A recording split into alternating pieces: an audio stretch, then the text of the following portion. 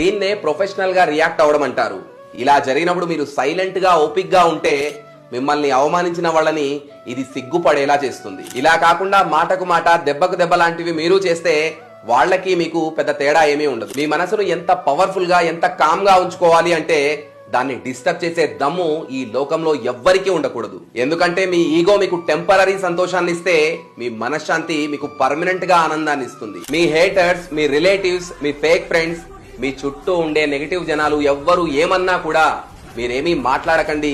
Just నవ్వుతూ వాటిని స్వీకరించండి. ఎందుకంటే మీరు మాటలతో కొట్టే దెబ్బ కంటే మీరు కామ్ గా ఉండి మీ సక్సెస్ తో కొట్టే దెబ్బే వాళ్లకు చాలా గట్టిగా తగులుతుంది.